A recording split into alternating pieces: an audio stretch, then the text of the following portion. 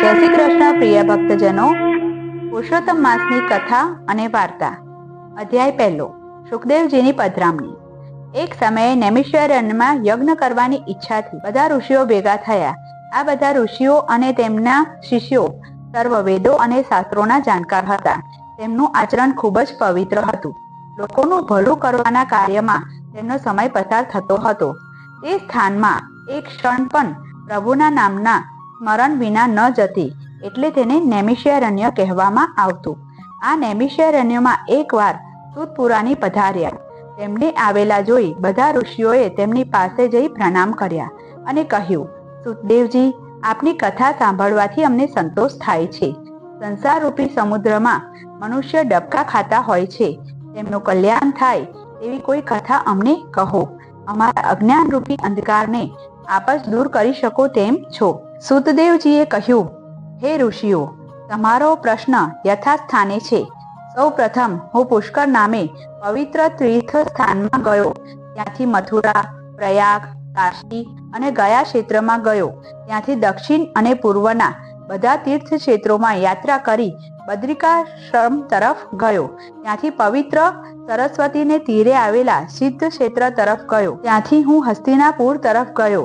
ત્યાં જતા મને ખબર પડી કે ત્યાંના પરીક્ષિત રાજા રાજગાદીનો ત્યાગ કરીને ગંગાજીના કિનારે જઈ તપ કરવા બેઠા છે.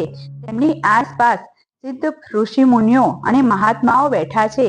રાજાએ તેમને સંસારમાંથી મુક્તિ મેળવવાનો સરળ માર્ગ પૂછે છે. આ બધાની વચ્ચે કેવળ 16 વર્ષની ઉંમરમાં દિગંબર અને તેજસ્વી સુખદેવજી બેઠા હતા. પરીક્ષિત રાજા તેમને વિનયપૂર્વક પ્રશ્ન પૂછે છે. સુખદેવજીના વચનો સાંભળવાથી પરીક્ષિત રાજાની મુક્તિ થઈ. ત્યાંથી હું અહીં નૈમિષારણ્યમાં બધા ઋષિ મુનિઓના દર્શન માટે આવ્યો છું. મહર્ષિઓ, તમે સૌ જ્ઞાની, તપસ્વી અને પવિત્ર છો. આપના દર્શન કરીને હું કૃત્ય થયો છું. પુરુષોત્તમ માસ. વાર્તા પહેલી. કાંઠાગોર. પુરુષોત્તમ માસ આવ્યો. આખા ગામની સ્ત્રીઓ વ્રત કરે. સવારે વહેલી ઉઠી નદીએ નાહવા જાય. નાહી ધોઈ કથા વાર્તા સાંભળે. કાંઠાગોરનું પૂજન કરે. પુરુષોત્તમ ભગવાનનું સ્મરણ કરતા કરતા ઘેર આવે. ગામમાં એક ઘર હતું. તેમાં એક ડોસી અને 2 વહુઓ રહે. ડોસી અને નાની વહુ સવારે વહેલા ઉઠે, નદીએ નાહવા જાય, કાંઠાગોરનું પૂજન કરી ઘેર આવે. પુરુષોત્તમ માસના દિવસો ચાલવા માંડ્યા, પણ મોટી વહુ એકે દિવસ સાથે ન ગઈ. નાની વહુને થયું, ચાલો આજ તો મારા જેઠાણીને બોલાવું. ચાલો ભાભીજી, નદીએ જઈશું, નાહીશું, ધોઈશું, કથા વાર્તા સાંભળીશું, કાંઠાગોરનું પૂજન કરીશું ને હરિગીત ગાતા ગાતા ઘેર આવીશું. મોટી વહુ અભિમાનની ભરેલી હતી. તે બોલી, મારે કંઈ આવવું નથી. એ તો નવરી સવરીના કામ, રાંડી મૂડીના કામ, ગાંડી ઘેલીના કામ. હું તો ક્યાં તારા જેવી નવરી છું.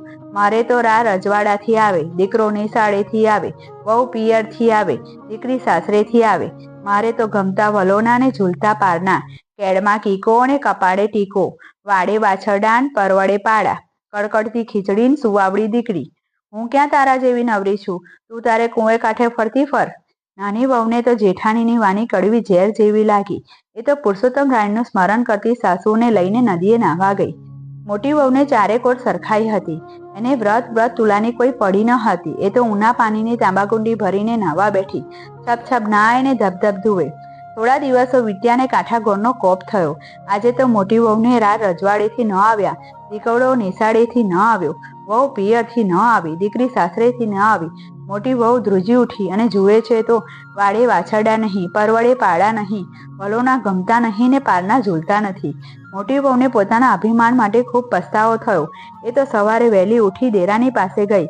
સાસુજીને પગે લાગી, વિગતથી વાત કરી. મારું તો ધનોત મનોત નીકળી ગયું. હવે હું શું કરું? સાસુએ મોટી વહુને ધીરજ આપી અને કહ્યું, વહુ, એ તો કાંઠાગોરનો શ્રાપ લાગ્યો છે. તું કાંઠાગોરનું વ્રત કર. ગોરમાં બહુ જ દયાળુ છે. સૌ સારાવાના થશે. મોટી વહુએ કહેવું માન્યું અને તરત જ ઉઠી. ચાબડીમાં ફૂલ અને દાબડીમાં કંકુ લીધા, ધૂપ અને દીપ લીધા, શ્રીફળ ને સોપાળી લીધા, કરસ ને કંકાવટી લીધા. હવે ચૂંદડી નાખીને નદીએ નાહવા નીકળી. મોટી વહુ તો નાહી ધોઈ કથા વાર્તા સાંભળી, કાંઠાગોરનું પૂજન કર્યું અને ગીત ગાતી ઘેર આવી. ઘેર આવીને જુએ છે તો જેમનું તેમ, પહેલા હતું એમ હેમ ખેમ. મોટી વહુને તો કાંઠાગોર ફળ્યા.